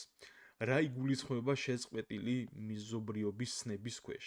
შეწყვეტილია მიზეზობრიობა, როდესაც პირველ მიზეზობრიობას, რომელსაც შედეგი შეიძლება გამოეწვია, ახალი მიზეზობრიობა ანაცვლებს, რომელიც შედეგს პირველისგან დამოუკიდებლად იწვევს.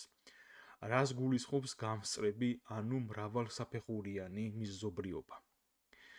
გამსწრები, ანუ მრავალსაფეხურიანი მიზეზობრიობისას შედეგი იმ მოქმედებით დგება, რომლის განხორციელებაც წინა მიზეზობრიობის გარეშე შეუძლებელი იქნებოდა. როგორ დაკვალიფიცირდება პირის ქმედება, თუ იგი უკვე შექმნილ მიზეზობრიობაში შეცოდების გამო ჩაერევა და ტანჯვისაგან გაათავისუფლებს მომაკვდავს.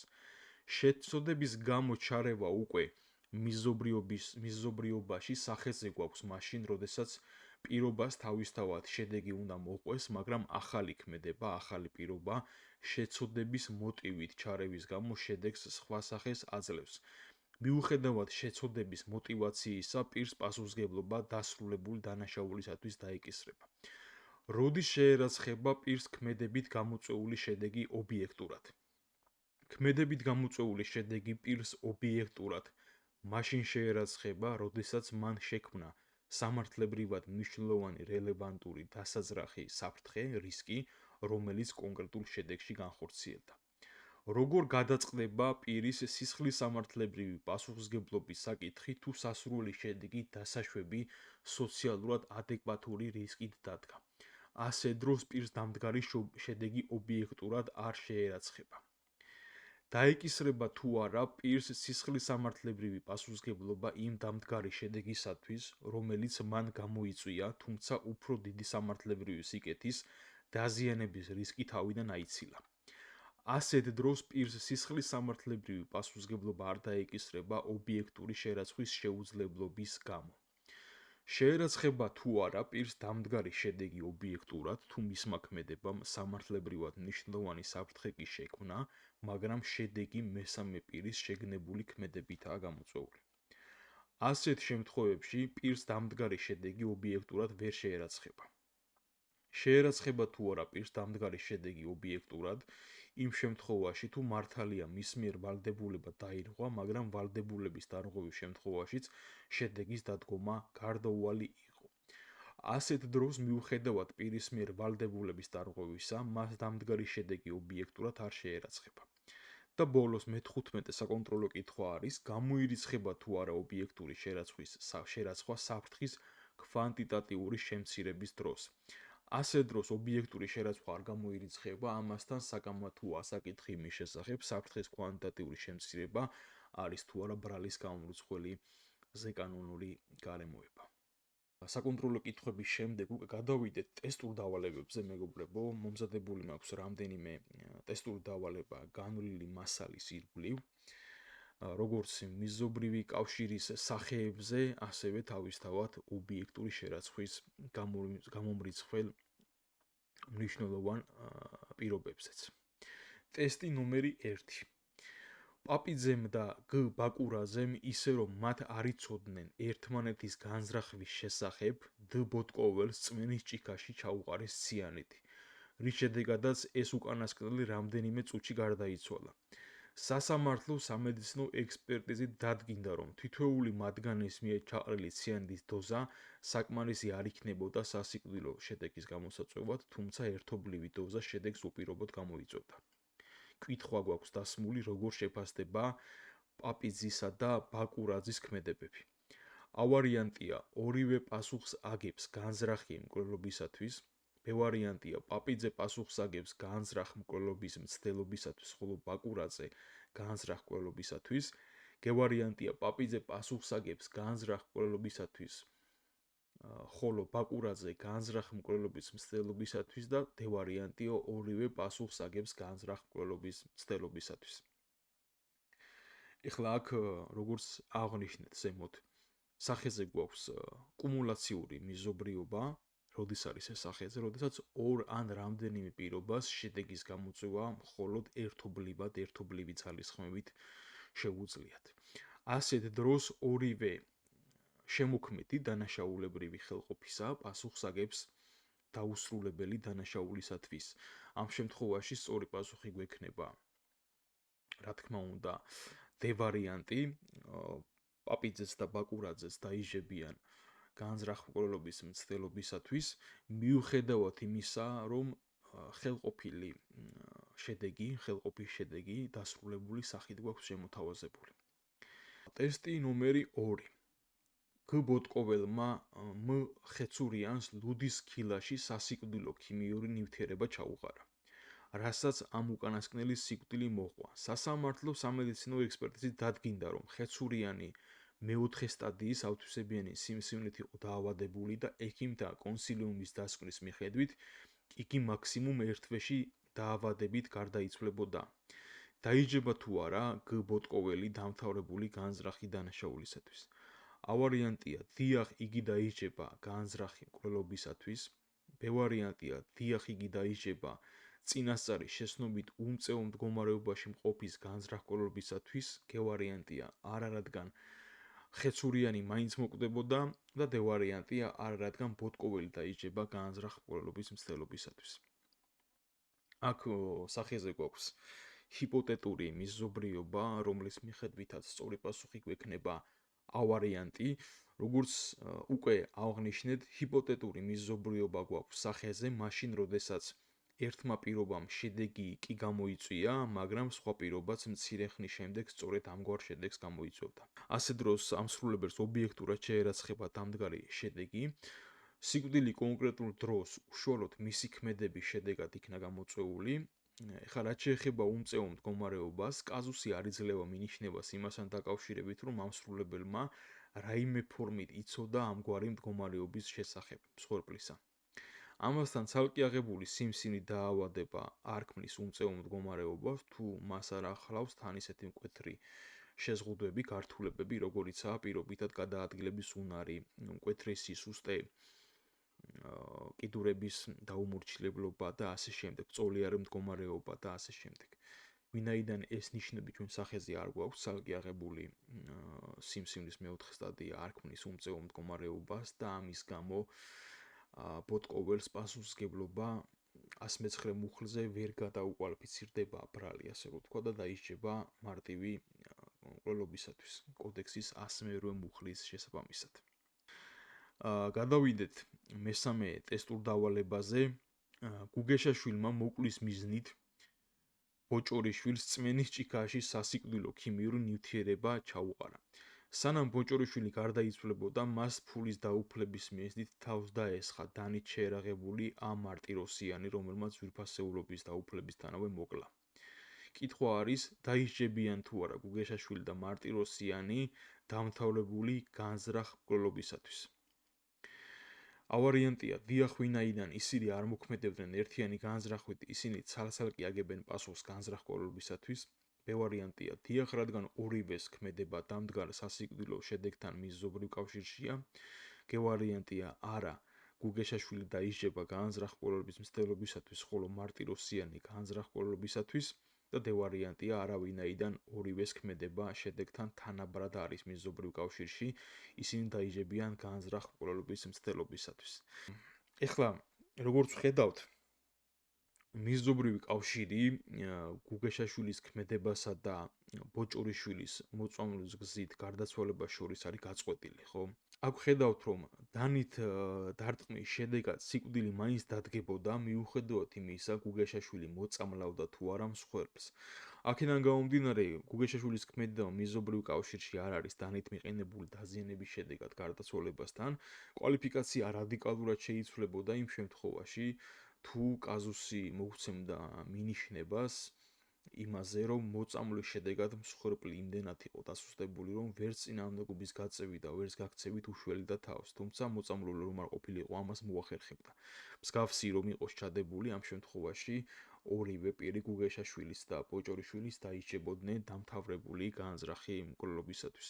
გუგეშაშვილის შემთხვევაში ასმი რომ უხლით, ხოლო ბოჭორიშვილის შემთხვევაში ერთობლიობა იქნებოდა ყაჩაღობისა და სიცოცხლის განზრახ ხელყოფის. გადავიდეთ მეოთხე ტესტურ დავალებაზე. დ მინდიაშვილმა იცოდა, რომ մ ჩოფლიანმა ცურვა არ იცოდა, მან მოკვლის მიზნით დიდუბის ხიძეს უკანასკნელი შებოჭა, ხელში აიყვანა და მტკვარში გადააგდო. სანამ ჩოფლიანი წყალში ჩავარდებოდა, ხიდის რკინა-ბეტონის კონსტრუქციას თავი დაარტყა. ჩოფლიანის გვამი მდინარემ 3 კილომეტრში გამორიყა, რომელიც შემთხვევით მეთევზე აღმოაჩინა. სასამართლო სამედიცინო ექსპერტიზის დასკვნით დადგინდა, რომ გარდაცვალება გამოიწვია არა წყალში დახრჩობამ, არამედ თავის ქალაფუძის მოტეხილობამ. კითხვა არის, დაიჯება თუ არა მინდიაშვილი დამთავრებული განზრახი დანაშაულისათვის. ავარიანტია დიახ, ვინაიდან სახეზე არ არის მეზობრივი კავშირის განვითარებიდან არსებითი გადახრა. ვარიანტია არა, იგი დაიჯება განზრახ მკვლელობის მცდელობისათვის, რადგან მისი მიზანი იყო მსხვერპლი წყალში დახრჩობით მომკვდარიყო. გევარიანტია არა, იგი დაიჯება განზრახ მკვლელობის მცდელობისა და გაუფრთხილებლობის ცოცხლის მოსპობისათვის და დევარიანტია არა, იგი დაიჯება განზრახ მკვლელობის მომზადებისა და გაუფრთხილებლობის ცოცხლის მოსპობისათვის.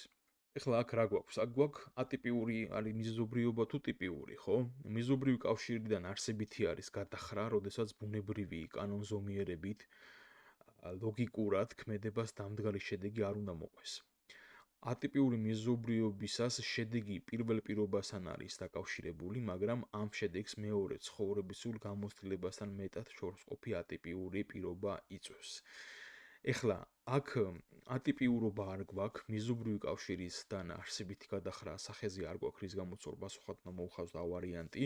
ეხლა სიმაღლიდან რო აგდებს მდინარეში ბოროტმოქმედი მსხვერპლს, აბსოლუტური ლოგიკური დაშვება არის იმისა, რომ სიმაღლიდან ვარდნის შემთხვევაში დაიღუპოს არა წყალში დახრჩობით მდინარეში, არამედ თუნდაც რაიმეზე შეჯახებით, რაიმეზე ზემოქმედებით. ან წყალში ჩავარდნისას დახრჩობით კი არა, წყალზე დახეთქების გამო გარდაიცვალოს. ამიტომ მსგავსი დაშვებები აბსოლუტურად ტიპიური დაშვებები არის, არარსებითი არის.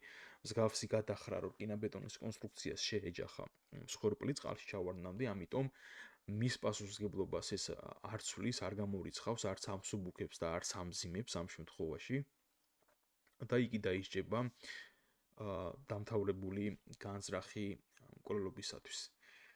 რაც შეეხება მეხუთე ტესტურ დავალებას, დ პაპუნაშვილი შეესწრო თუ როგორ ეჩხუბებოდა მის მეზობლად მცხოვრები მთვრალი ქმარი ცოლს.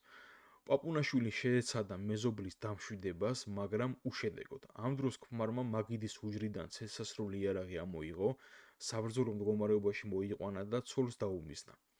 ამ დროს პაპუნაშვილმა მოასწრო სასიკვდილოდ განწირულ ცოლს ხელი კრა და მეორე სართულის აივნიდან გადმოაგდო.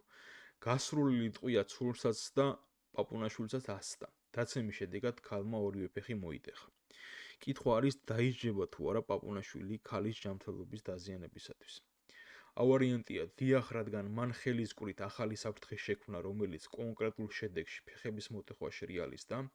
ვარიანტია არა, რადგან ხელისკვრასა და ფეხების მოტეხვა შორის მეზობრივი კავშირი არ არსებობს. გევარიანტია დიახ, რადგან ხელისკვრასა და ფეხების მოტეხვა შორის მეზობრივი კავშირი არსებობს და დევარიანტია არა, იგი არ დაიჯება სისხლის სამართლებრივი წესით. ეხლა აქ რასთან გვაქვს საქმე? აქ როგორც ზემოთ აღინიშნა, ობიექტურ შერაცხვის ფარგლებში განვითარდა რისკის შემცირების თეორია, ასევე არსებობს რისკის ამაღლების თეორიაც, მაგრამ ამ შემთხვევაში ჩვენ შემცირების თეორია გვჭირდება. აი ამ თეორიის თანახმად მართალია პირმა შექმნა ახალი რისკი, რომელმაც გამოიწვია სამართლებრივი სიკეთის დაზიანება, ხედავთ რომ ქალმა ორივე ფეხი მოიტეხა, მაგრამ პირმა იმავდროულად თავიდან აიცილა ამ სამართლებრივი სიკეთისათვის უფრო დიდი ზიანის მიყენების საფრთხე, რის გამოც დამდგარი შედეგი მას ობიექტურად არ უნდა შეერაცხოს. მიუხედავად იმისა, რომ მის მოქმედებასა და დამდგარ შედეგს შორის მეზობრივი კავშირი არსებობს. ამიტომ კიდევ ერთხელ გავიმეორებ, მეგობრებო, თუ მსგავსი ტიპის ტესტებში კითხვა იქნება დასმული, არსებობს თუ არა მეზობრივი კავშირი პეტრეს ქმედებასა და პავლეს შედეგს შორის, ცხადია მეზობრივი კავშირი არსებობს. თუ იქნება კითხვა, დაიჯება თუ არა პეტრე პავლეს დაზიანებისათვის, პასუხი იქნება არ დაიჯება, რადგან ვერ შეერაცხება ობიექტურად რისკის შემცირების გამო. გადავიდეთ მეექვსე ტესტურ დავალებაზე. G. სარკისოვი მართავდა ავტომანქანას დასახლებულ პუნქტში ნასვამ მდგომარეობაში 80 კმ სიჩქარის-საათით, მაშინ როდესაც დაშვებული იყო 50 კმ საათში სიჩქარით მოძრაობა. იგი შემთხვევით დაეჯახა ქვეითად მოსიარულეს, რის შედეგადაც ეს უკანასკნელი ადგილზე გარდაიცვალა. ექსპერტიზით დადგინდა, რომ ფხიზემ მდგომარეობას და დაშვებული სიჩქარით მოძრაობის შემთხვევაში ნებისმიერი მძღოლის შედეგს თავიდან ვერ აიცილებდა. კითხვა არის შეერაცხება თუ არა სარკისოვს დამდგარი შედეგი ობიექტურად. ავარიანტია დიახ, რადგან ავტოსატრანსპორტო დანაშაულებისას საკმარისია მის დადგენა, რომ ქმედებას და შედეგს შორის მეზობლივი კავშირი არსებობს. B ვარიანტია დიახ, რადგან მძღოლი გადაადგილდებოდა ნასვამი, თანაც ისეთ სიჩქარით, რომელიც დაშვებული არ იყო. G ვარიანტია არა, რადგან წინახედლობის ნორმის შესაბამისი მოქმედების დროსაც იგივე შედეგი დადგებოდა. და D ვარიანტია არა, რადგან მოცემულ შემთხვევაში წინახედლობის ნორმის დარღვევას და დამდგარ შედეგს შორის მიზობრივი კავშირის დადგენა შეუძლებელია. ეხლა პირდაპირ უნდა ვთქვათ, რომ G ვარიანტი გვაქვს სწორი. პირს ობიექტურად არ შეიძლება შეერაცხოს შედეგი, რომელიც მართალი არის წინახედლობის ნორმის გათვალისწინებული მოვალეობათა დარღვევით გამოიწვია, მაგრამ იგივე შედეგი იმ შემთხვევაში დადგებოდა, თუ წინახედლობის ნორმის შესაბამისად იმოქმედებდა.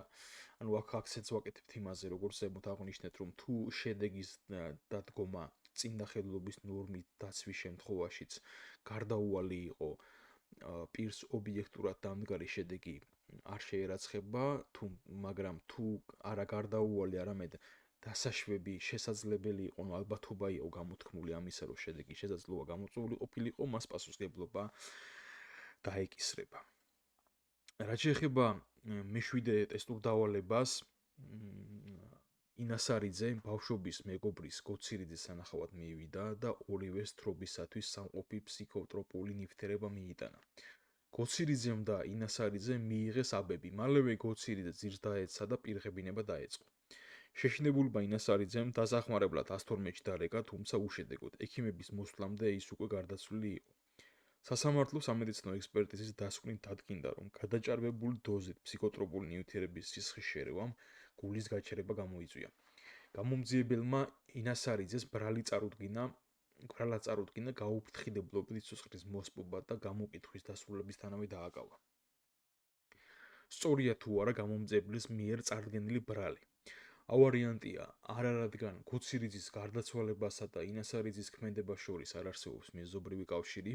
B ვარიანტია არა, რადგან ინასარიძეს ობიექტურად ვერ შეერაცხება გოცირიძის სასიკვდილო შედეგი. G ვარიანტია დიახ, რადგან ინასარიძე ითვალისწინებდა, რომ შესაძლებელია ფსიქოტროპულ ნივთიერებას მეგობრის გარდაცვალება გამოეწვია, თუმცა უსაფუძვლოდ იმედოვნებდა, რომ გონების დაკარგვის შემთხვევაში მას გადაარჩენდა. და D ვარიანტია დიახ, რადგან ინასარიძემ ვერ გაითვალისწინა, რომ შესაძლებელია ფსიქოტროპულ ნივთიერებას მეგობრის გარდაცვალება გამოეწვია, თუმცა ამის გათვალისწინება ევალებოდა და შეეძლო კიდეც. აქ პირდაპირ უნდა ვთქვათ, რომ სწორი პასუხი გექნება B ვარიანტი, რადგან პირს დამდგარი შედეგი ობიექტურად არ შეერაცხება, თუ მსხვერპლმა თავისი მოქმედებით თვითონ ჩაიყენა თავის საფრთხის მდგომარეობაში. ესე იგი, ადგილი აქვს თვითსაფრთხის მდგომარეობით გამოწვეული შედეგის გამო ობიექტური შერაცხვის შეუძლებლობას. ანუ ის ფაქტი, რომ მეგობარმა ფსიქოტროპული ნივთიერება მიიტანა და უწილა მეგობარს, რომელმაც თვითონ მიიღო ეს აბები და სავალალო შედეგი დაასრულა ცხოვრება, არანაირად არ აფუძნებს ობიექტურ შერაცხვას, თუმცა მათ შორის მეზობრივი კავშირი ცხადია არსებობს. რადიკალურად შეიცვლებოდა ვითარება, თუ მაგალითად მეგობარი იქნებოდა, ვინც გარდაიცვალა არასრულწლოვანი, თუ იქნებოდა შეზღუდული შერაცხადობის მდგომარეობაში და ასე შემდეგ. ასეთ შემთხვევაში ცხადია კვალიფიკაცია შეიცვლებოდა და პასუხისმგებლობის გამორიცხვა აღარ მოხდებოდა. ანუ აქ მარტივად რო ვთქვათ, სწორი პასუხი გვექნება B ვარიანტი. რაც შეეხება მერვე ტესტურ დავალებას, ეს არის ძალიან საინტერესო ტესტი და კარგად მინდა რომ დააკვირდეთ. გ ღვინიაშვილმა ძლიერი ხანძრისას სახლის მეორე სართულის ფანჯრიდან გადააგდო საბმაში გახვეული ბავშვი, ვინაიდან მისი სიცოცხლის სხვაგავად გადარჩენა არ შეეძლო. მან იცოდა, რომ ბავშვს შეიძლებოდა მიეღოს სხეულის დაზიანებები. მართლაც ბავშვი გადარჩა, მაგრამ მიიღო ჯანმრთელობის მძიმე დაზიანება. კითხვა არის, შეერაცხება თუ არა ღვინიაშვილის დამდგარი შედეგი ობიექტურად. ავარიანტია, რადგან ქმედებასა და დამდგარ შედეგს შორის არ არსებობს მიზობრივი კავშირი. ბ ვარიანტია, არავინაირიდან შედეგი დადგა ღვინიაშვილის ქმედებისგან დამოუკიდებლად. გ ვარიანტია, დიახ, ვინაიდან ღვინიაშვილმა თავისი მოქმედებით სამართლებრივად დასაძრახი ახალი საფრთხე შეიქმნა და դ ვარიანტია, დიახ, ვინაიდან ღვინიაშვილმა იცოდა, რომ ბავშვს შეიძლებოდა მიეღო დაზიანებები და მოქმედებდა არაბრალეულად. ნახეთ, რისკის შემცირება მხოლოდ მაშინ გამოგვირიცხავს ჩვენ ობიექტურ შერაცხვას, როცა ქმედება არსებულ მეზობრივ კავშირს დაასუსტებს და ამოხრუჭებს. იგი არ გამოირიცხება იმ შემთხვევებში, როცა საფრთხის ამცილებლის მიერ ახალი დამოუკიდებელი და თავის მხრივ სამართლებრივად დასაძრახი საფრთხე შეიქმნება, რითაც უფრო ნაკლები ზიანი დადგება ვიდრე თავდაპირველი.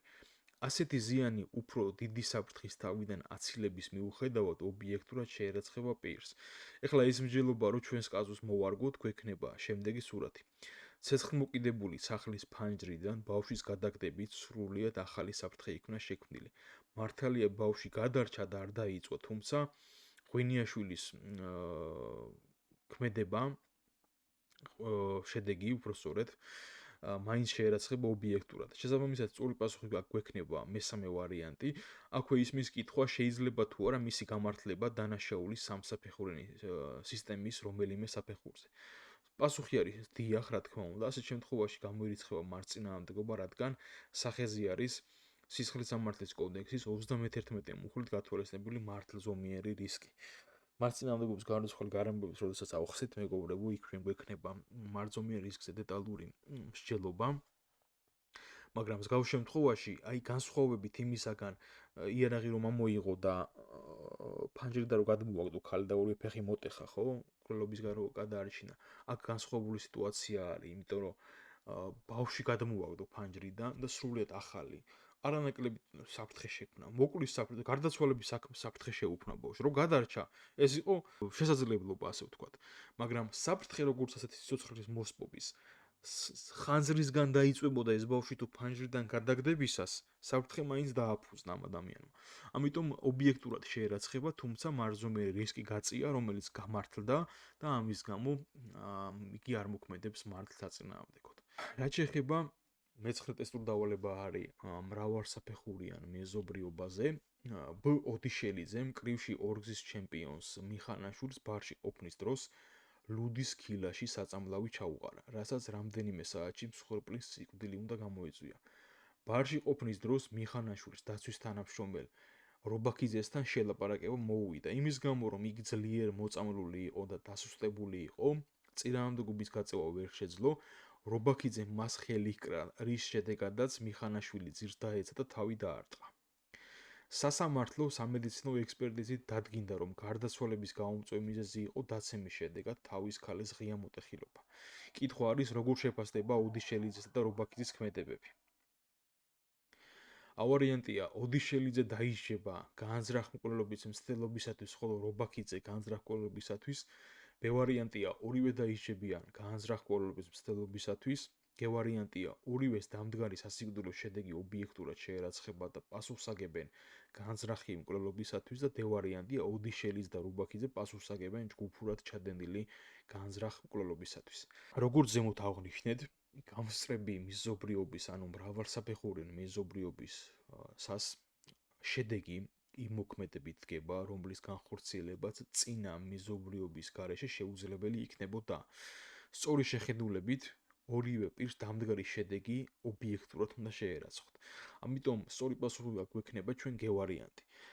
ანუ ნახეთ, აქ აქცენტები რაზე არის გაკეთებული კაზუსში, იმდენად დასუსტებული იყო, რომ ვერ შეძლო თავის დაცვა. და აქცენტი გაკეთებული რაზე, რომ კრივში ორგზის მსოფლიო ჩემპიონია და ეხლა თავს როგორ ვერ დაიცავდა, ხო? აქ არ არის მითითება, რომ მან დანით დაჭრა, იარაღით დაჭრა და ასე შემდეგ. ანუ დასუსტებული იყო პირველი პირობის გამო. პირველი პირობა რომ არა, მეორე პირობა ვერ შესრულდებოდა, ამიტომ ერთობლიობამ ვინაიდან შედეგი მოგვცა ორივე პირი პასუხს აგებს დასრულებული დანაშაულისათვის. რაც შეეხება მეათე ტესტურ დავალებას. გ ლორდ კიფანიძემ მისაბმელიანი სატვირთო ავტომანქანით გაუსწრო მოპედით მიმავალ ს ინაურიძეს, რა დროსაც არ უზრუნველყო დადგენილი დისტანციის დაცვა, მოპედის მძღოლი უკანა საბურავებში ჩაუვარდა სატვირთო ავტომანქანის მისაბმელს, რის შედეგადაც ადგილზევე გარდაიცვალა. სასამართლო სამედიცინო ექსპერტიზის დასკვნით დადგინდა, რომ მოპედის მძღოლის სისხლში შემცველობა 0 პრომილეზე ბევრად მეტი იყო. კომისიურ სატრანსპორტო ექსპერტიზის დასკვნით დადგინდა ისიც, რომ მოპედის მძღოლი ისეთი ალკოჰოლური სიმთვრალების მდგომარეობაში იყო, რომ სატვირთო ავტომანქანის მძღოლის მიერ წინდახედულობის ნორმის დაცვის შემთხვევაშიც სავარაუდოდ მაინც ამ ავტომანქანის ბორბლებ ქვეშ აღმოჩნდებოდა. კითხვა არის დასმული, მიუხედავად მოპედის მძღოლის მდგომარეობისა, შეერაცხება თუ არა ლორდ კიფანიძეს დამდგარი შედეგი ობიექტურად. ავარიანტია, არავინაიდან მისაბმელიანი სატვირთოს მძღოლის მოქმედებასა და მოპედის მძღოლის გარდაცვალებას შორის არ არსებობს მეზობრივი კავშირი. ბ-ვარიანტია, არავინაიდან მძღოლის მიერ წინდახედულობის ნორმის დაცვის შემთხვევაშიც სავარაუდოდ მოპედის მძღოლი მაინც ამ ავტომანქანის ბორბლების ქვეშ აღმოჩნდებოდა.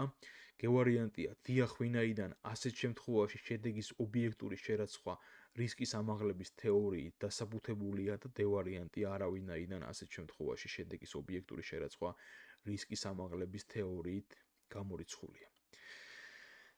სანამ სწორ პასუხზე გადავალთ, მეგობრებო, თქვენი ყურადღება მინდა მივაპყრო ერთ სიტყვას, რომელიც მთლიანად გადაწონის კაზუსის სისწორეს, ანუ სწორ პასუხზე მიგვითითებს მხოლოდ ერთი სიტყვა.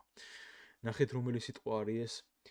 სავარაუდოდ, აი სუბოლოში რო გვაქვს, ნახეთ, ავტომანქანის მძღოლის მიერ წინდახედულობის ნორმის დაცვის შემთხვევაშიც სავარაუდოდ მაინც ამ ავტომანქანის ბორბლებ ქვეშ აღმოჩნდებოდა.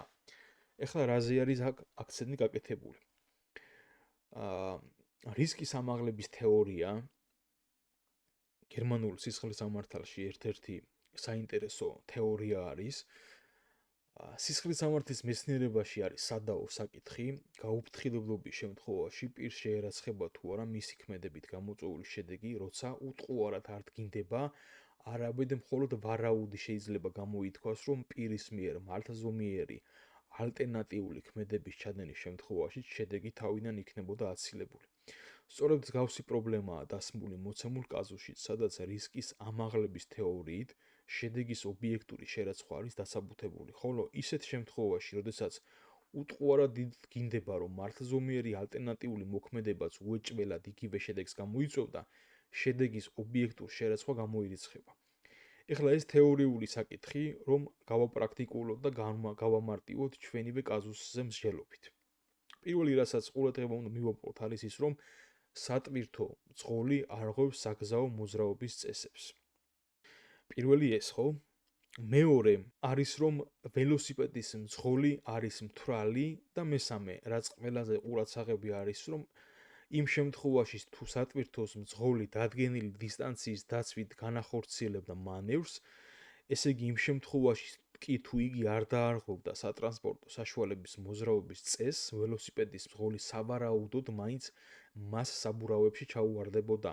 საკმაო მომენტი, რაც სწორ კვალიფიკაციამდე მიგიყვანს, არის ის, რომ წინდახედულობის ნორმის დაცვის შემთხვევაში ანალოგიური შედეგის დადგომა არის ვარაუდი და არა გარდაუვალობა. სწორედ ამიტომ სატვირთო მანქანის მძღოლმა აამაღლა რისკი ველოსიპედის მძღოლის გარდაცვალებისა და იგი უნდა დაისაჯოს. შესაბამისად, სწორი პასუხი გვექნება ჩვენ გ-ვარიანტი. და ბოლო მე-11 ტესტური დავალება, ასე რომ ვთქვათ, მურადიანმა გადაწყვიტა ეჭვიანობის მოტივით მეუღლის მოკლა. ვინაიდან სხვაგვარად შედეგს ვერ აიცილებდა, დ ვერულიძემ გადაარწმუნა, რომ იგი არ მოეკლა. მეუღლე და დაარწმუნა, რომ კარგად ცემა საკმარისი იქნებოდა იმისათვის, რომ მეუღლეს მისი ნებართვის გარეშე სახლიდან გასვლა აღარ მოესურვებინა. მურადიანმა მართლაც გადაიფიქრა და დაკმაყოფილდა ცემით, რამაც მეუღლის ჯანმრთელობის მძიმე დაზიანება გამოიწვია.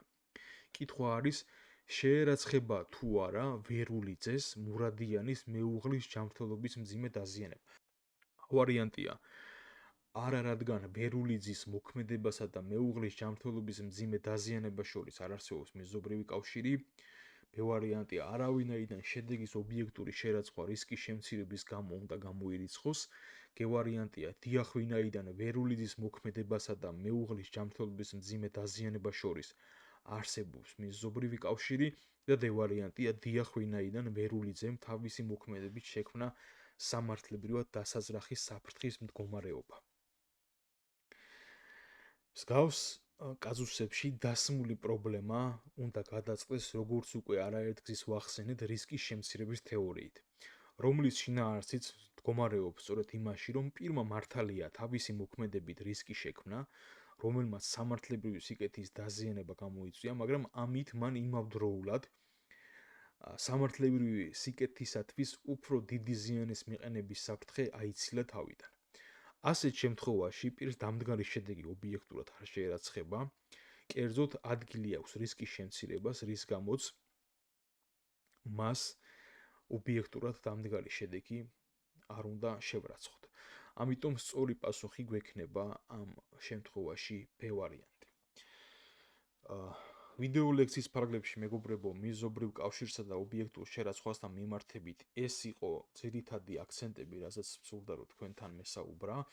ძალიან დიდი თემები არის, ძალიან ბევრი მაგალითის მოყვანა შეიძლება, უფრო მაღალი სირთულეც აქვს, მაგრამ ვფიქრობ, რომ დასახული მიზნების შესრულებისათვის, რამ მიზნითაც მე ეს გვერდი შევქმნი და ვცდილობ, რომ თქვენ დაგეხმაროთ გადამეორებაში ცოდნის და არა რაიმის წარმაქ მე ამაზე პრეტენზია რომ თქვენ რამე გასწავლოთ. მე უბრალოდ ცოდნის გახსენებაში, გადამეორებაში ვცდილობ თქვენს დახმარებას, ტესტების შექმნით, კაზუსების შედგენით და ასე შემდეგ.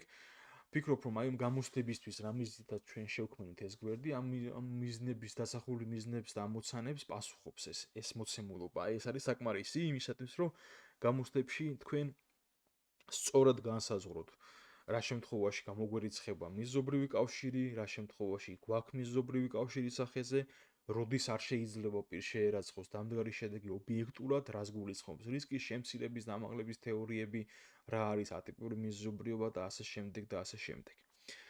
დაგემშვიდობებით, თუ მოგეწონათ ჩვენი ვიდეო, კიდევ ერთხელ გავიმეორებ, რომ მსგავსი ფორმატის ვიდეო ლექცია ნომერი 1 ჩვენ უკვე ჩაწერილი და ჩვენს ონლაინ პლატფორმაზე YouTube გვერდზე ატვირთული გვაქვს და შეგიძლიათ ისიც იხილოთ, იქაც არანაკლები საინტერესო საკითხებია და ტესტები და საკონტროლო კითხვები არის განხილული, რაც ასევე დაგეხმარებათ საგამოცდოთ მომზადებაში.